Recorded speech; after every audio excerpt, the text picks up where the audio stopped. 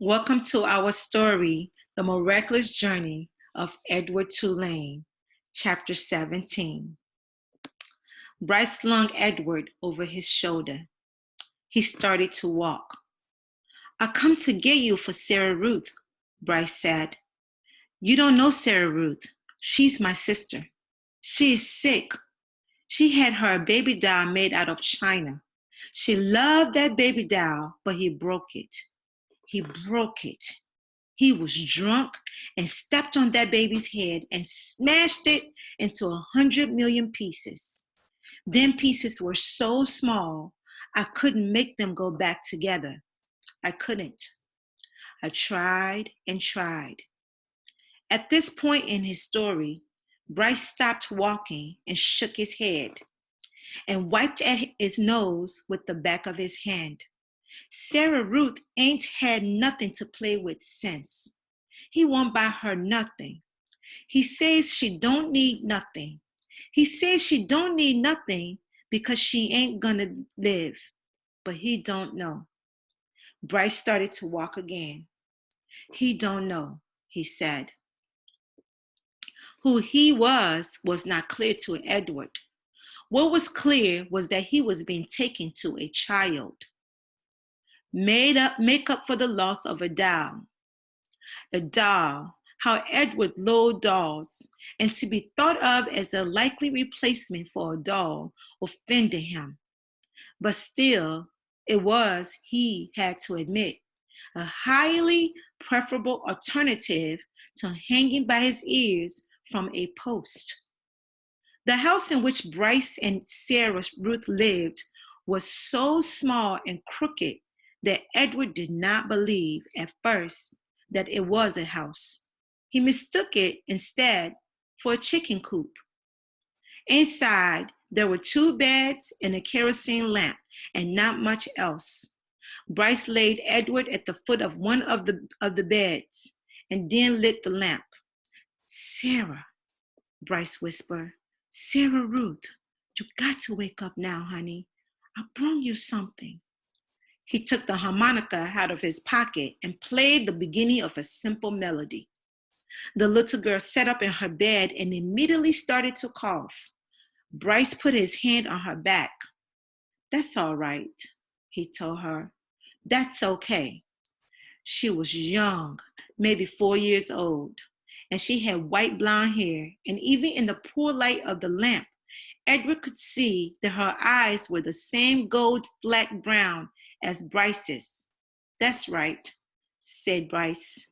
"You go on ahead and cough." Sarah Ruth obliged him. She coughed and coughed and coughed. On the wall of the cabin, the kerosene light cast a trembling shadow. Hunched over and small, the coughing was the saddest sound that Edward had ever heard, sadder even than the mournful call of the whippoorwill. Finally, Sarah Ruth stopped. Bryce said, You want to see what I brung you?" Sarah Ruth nodded.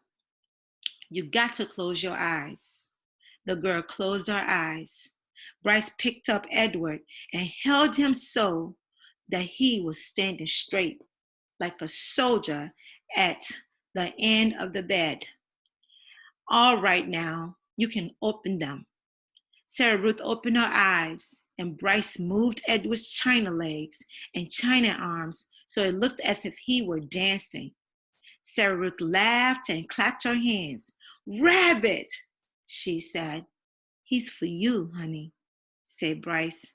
Sarah looked first at Edward and then at Bryce, and then back at Edward again, her eyes wide and disbelieving. "He's yours." "Mine?" Sarah Ruth, Edward was soon to discover, rarely said more than one word at a time. Words, at least several of them strung together, made her cough. She limited herself. She said only what needed to be said. "Yours," said Bryce. "I got him special for you."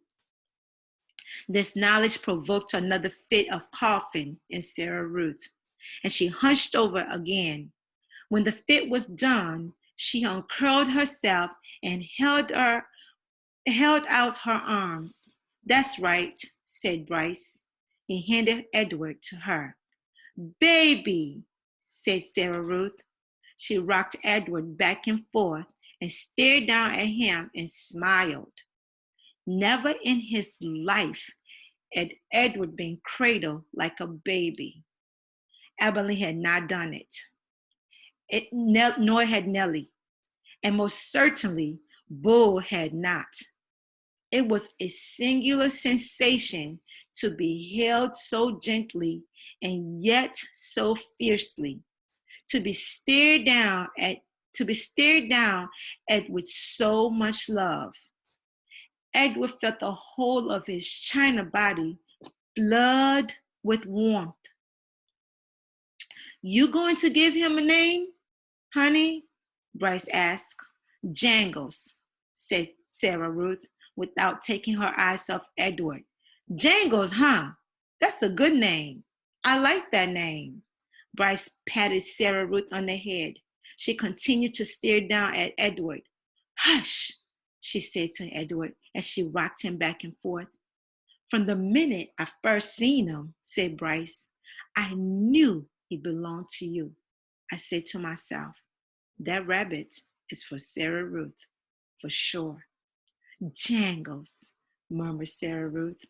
Outside the cabin, thunder cracked, and then came the sound of rain falling on the tin roof.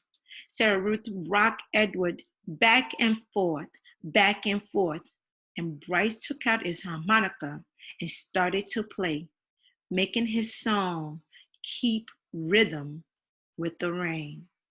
Chapter 17, The Miraculous Journey of Edward Tulane.